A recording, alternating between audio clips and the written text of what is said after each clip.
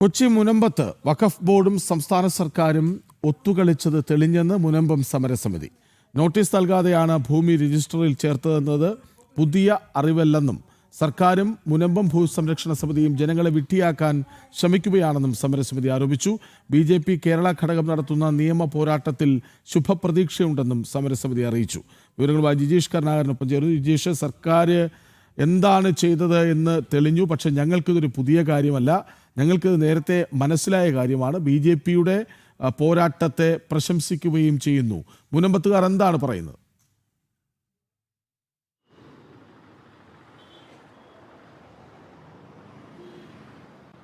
കൃഷ്ണരാജ്, ഇക്കാര്യത്തിൽ മുനമ്പൻ ജനത ഒന്നടക്കം പറയുന്നത് സംസ്ഥാന സർക്കാരും തങ്ങൾക്ക് വേണ്ടി എന്ന പേരിൽ സമരം ആരംഭിക്കുകയും പാതി വഴിയിൽ ആ സമരം നിർത്തുകയും ചെയ്ത സമരസമിതിയും എല്ലാം തന്നെ തങ്ങളെ വഞ്ചിക്കുകയായിരുന്നു എന്നതാണ്. ഇതുമായി ബന്ധപ്പെട്ട വിവരാവകാശ രേഖകൾ വഖഫ് നടപടിക്ക് മുമ്പ് നോട്ടീസ് അയച്ചില്ല എന്ന വിവരാവകാശ രേഖ കൂടി പുറത്തു വരുമ്പോൾ ഇക്കാര്യം കൂടുതൽ വ്യക്തമാകുന്നു എന്നത് തന്നെയാണ്. കാരണം മുനമ്പത്തെ സമരം ആരംഭിച്ചിരുന്ന സമരസമിതി ഇപ്പോഴും സമരത്തിന്റെ നേതൃനിരയിൽ ഉണ്ടെന്ന് അവകാശപ്പെടുന്ന അതേ ആളുകൾ ഒരു സുപ്രഭാതത്തിൽ യാതൊരു ന്യായവുമില്ലാതെ ഏത് ആവശ്യങ്ങൾക്ക് വേണ്ടിയാണോ സമരം ചെയ്തത് ആ സമരത്തിന്റെ ആവശ്യങ്ങളൊന്നും തന്നെ അംഗീകരിക്കപ്പെടുന്നതിന് മുമ്പ് പാതി വഴിയിൽ സമരം അവസാനിപ്പിച്ച് പോയി എങ്കിൽ കൂടി അവിടെയുള്ള വലിയ വിഭാഗം ഇപ്പോഴും സമരരംഗത്ത് തുടരുകയാണ്. അതിനിടയിലാണ് മുനമ്പം ഭൂമിയിൽ താമസിച്ചിരുന്ന 600-ലധികം കുടുംബങ്ങൾക്ക് നോട്ടീസ് അയക്കാതെയാണ് 2019 വഖഫ് ബോർഡ് മുനമ്പം ഭൂമി വഖഫ് രജിസ്റ്ററിൽ എഴുതി ചേർത്തിരിക്കുന്നത് എന്ന വിവരാവകാശ രേഖ പുറത്തു വന്നിരിക്കുന്നത്.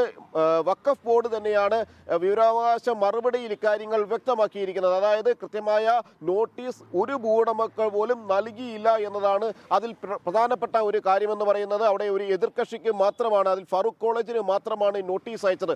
ഫാറൂഖ് കോളേജിന് മാത്രം നോട്ടീസ് അയച്ച് എങ്ങനെയാണ് ഈ 600ഓളം കുടുംബങ്ങളുടെ ഭൂമി അത് വഖഫ് ഭൂമി ആക്കി മാറ്റാൻ കഴിയുക? അവർക്കൊരു നോട്ടീസ് പോലും നൽകാതെ എങ്ങനെയാണ് നടപടിക്രമങ്ങൾ പാലിക്കുക, നടപടിക്രമങ്ങൾ പൂർത്തിയാക്കുക തുടങ്ങിയ പ്രധാനപ്പെട്ട ഏറ്റവും പ്രസക്തമായ ചോദ്യങ്ങൾ അവിടെ ബാക്കി നിൽക്കുകയാണ്. അതിനൊന്നും തന്നെ കൃത്യമായ മറുപടി സർക്കാരിനെ സംബന്ധിച്ചിടത്തോളം ഉണ്ടായില്ല. എന്തുകൊണ്ടാണ് ഇത്തരം നടപടികളിലെ വീഴ്ചകൾ ഒന്നും തന്നെ പരിശോധിക്കപ്പെടാതെ പോയത് എന്നതിനും സർക്കാരിന് കൃത്യമായ മറുപടി ഉണ്ടായിരുന്നില്ല. അത്തരം കാര്യങ്ങൾ തന്നെയാണ് ഇപ്പോഴും സമരരംഗത്ത് തുടരുന്ന ആളുകൾ ചോദിക്കുന്നത്. അവർ വ്യക്തമാക്കുന്നത് ഇക്കാര്യത്തിൽ BJP തുടരുന്ന നിയമ പോരാട്ടങ്ങൾക്ക് തങ്ങളുടെ എല്ലാവിധ പിന്തുണയും ഉണ്ടാകും. BJP പറഞ്ഞതായിരുന്നു ശരി.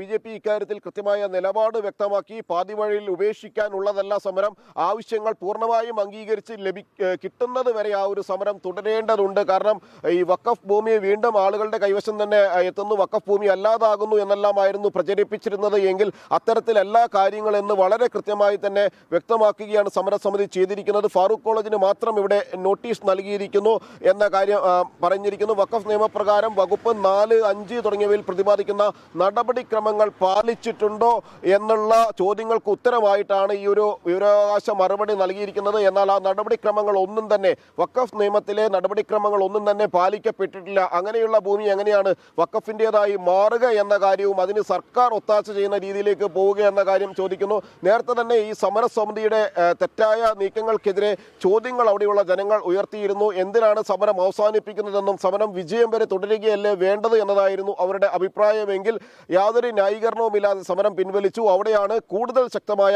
പ്രതിഷേധങ്ങളെയും ഒപ്പം തന്നെ ആളുകളുടെ ശക്തമായ അമർഷത്തെയും എല്ലാം അവിടെയുള്ള മുൻപുണ്ടായിരുന്ന സമരസമിതിക്ക് നേരിടേണ്ടി വരുന്നതും സർക്കാരിനോട് നിരവധി ചോദ്യങ്ങൾ ആ ജനങ്ങൾ ഉന്നയിക്കുകയും ചെയ്യുന്നത്. കൃഷ്ണരാജ്,